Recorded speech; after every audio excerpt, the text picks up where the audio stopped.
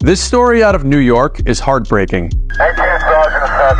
On a Sunday morning in late November, police in the Bronx say they got a 911 call about someone injured in an apartment building. When cops arrived, they found a horrifying scene.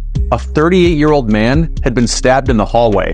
And upstairs in an apartment, his 33-year-old partner and their 5-year-old son were also unresponsive. All three were pronounced dead. Local news captured this footage of the woman's inconsolable sister trying to get into the building of the crime scene. The man's father is devastated. My baby, no, my baby, man. Mi hijo is the best father in the world.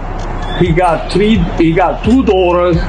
He got a 19 years old son, and he have a Kaden. A suspect here has yet to be named, but police say they're questioning a close relative. A News Nation analysis of FBI statistics found that only about a quarter of violent and nonviolent crimes in the US are carried out by strangers. Another quarter comes from relatives of victims, and around half of these crimes are carried out by people who know the victim but aren't related. In the Bronx, nobody's been arrested yet, but the case is still ongoing.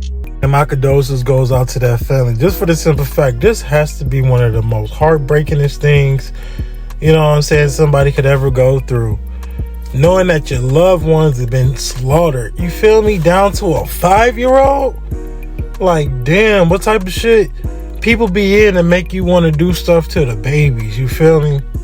Like, damn, the 5-year-old. But anyway, y'all be safe out there. Always, it's nothing wrong with practice being a good person. You know what I'm saying? Whether you mean it or not, you never know what somebody could be going through. And just by saying, have a good day, thank you, using your manners and shit, you know, that could go a long way. Or just make somebody feel better. A school district found out 2 teachers were using OnlyFans. I got a note tacked to my door saying that they knew my secret. It was written by students. And so I knew I was in trouble. Both teachers work for the same school district in Missouri.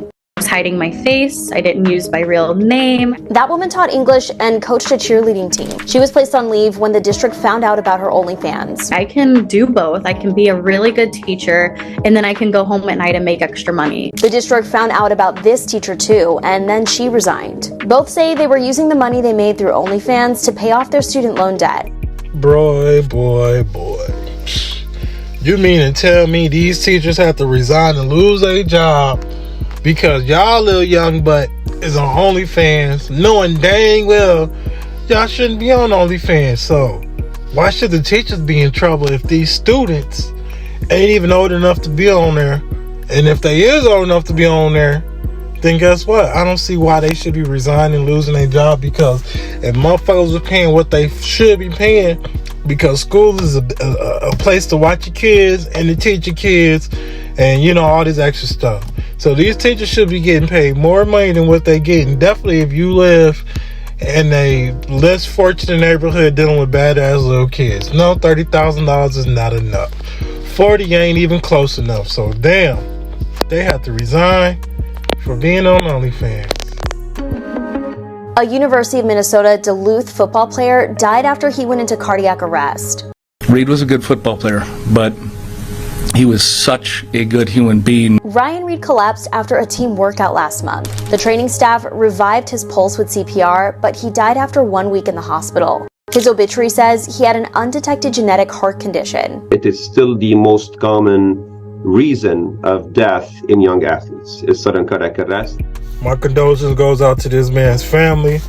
And that's crazy when you hear about cardiac arrest within young people. Like, you hear this with older people, but when it start to hit these young folks, man, y'all really need to go to the doctor and get checked out. And doctors can't catch everything. So if something be missed or whatever the reason could be, don't be mad at the doctor. You know, they human too, with, you know, crazy knowledge and experience to make us feel better. And they could be under a lot of stress. You never know, because think about if they was operating on him, boom, somebody died. Operating on somebody else, boom, somebody died. Death isn't normal for somebody to have to experience that all the time. Definitely them doctors and stuff. So get yourself checked out, so hopefully we can have less of cardiac arrests.